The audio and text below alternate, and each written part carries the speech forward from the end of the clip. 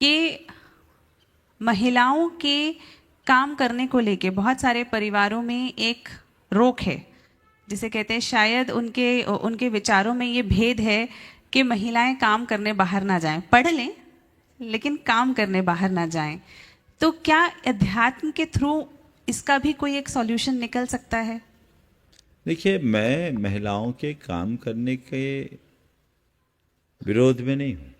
काम करे, कोई भी करे, महिला करे, पुरुष करे, पर चाहे महिला हो या पुरुष, काम करने से पहले सोचे कि वो काम क्यों कर रहे। जरूरत है तो काम करे। काम करना ही जरूरत है क्या? आज यही हो रहा है। और उससे क्या हो रहा है? दुष्प्रभाव। वो बाहर के काम में तो लग गई, जो घर का मूलभूत काम है वो हाथ से बाहर जा रहा है। क्या बच्चों की अच्छे से परवरिश एक अच्छा काम नहीं है? परिवार का सफल संचालन क्या एक अच्छा काम नहीं है?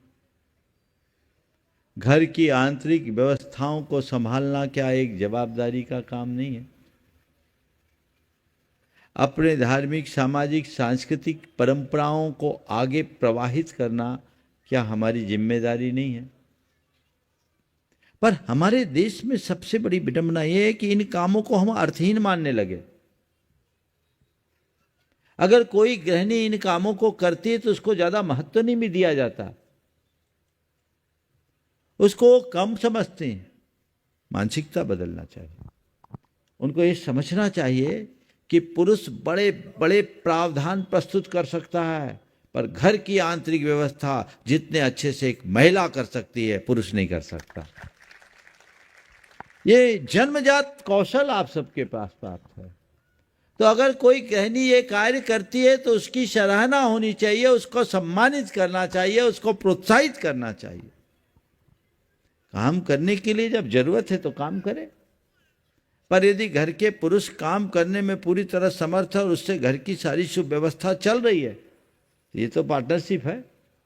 पहले तो दंपति कहलाते, तब तो लाइफ पार्टनर कहने लगे। तो मैं कह रहा हूं ठीक है, वो काम बाहर का संभाले, तुम भीतर का संभालो, हिसाब बराबर।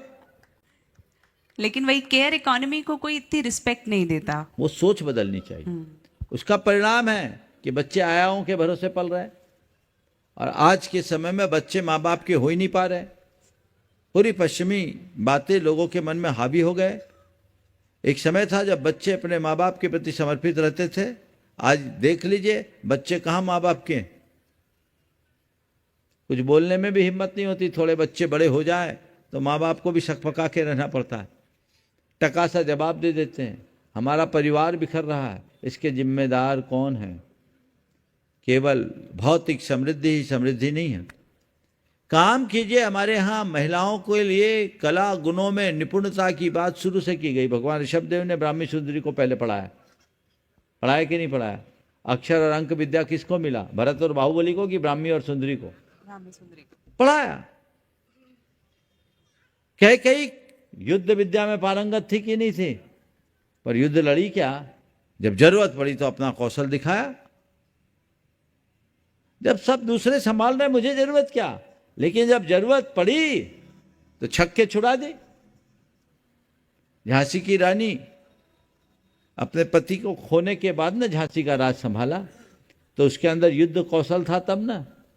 तो अपने अंदर कला गुणों को विकसित करना चाहिए, और जरूरत आ जाए तो दूसरों पर निर्भर न होने के लिए अपना काम संभालना चाहिए।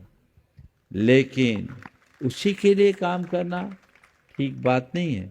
मेरे संपर्क में कई महिलाएं हैं जिन्होंने अपनी मल्टीनेशनल कंपनीज की अच्छे बड़े बड़े पैकेज के जॉब को छोड़ा, और आज वो बहुत खुश है।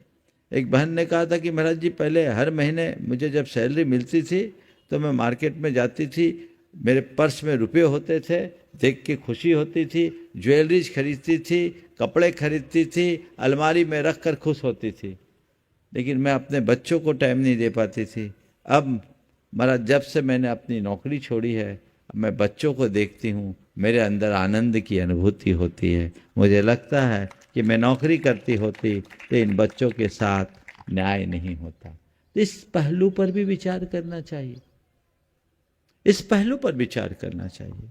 हमें कब कमाना, क्यों कमाना, कितना कमाना। आपको ये भी कह सकता है ये जिम्मा बदला भी तो जा सकता है, पुरुष घर संभाले, महिलाएं काम करें। कुछ दिन बाद ऐसी आवाज आएगी, ट्रेनिंग ले लो भैया रोटी बनाने की। लेकिन मैं एक ही बात कह सकता हूं, जिसमें जो स्किल है वही वो करे तो अच्छा है।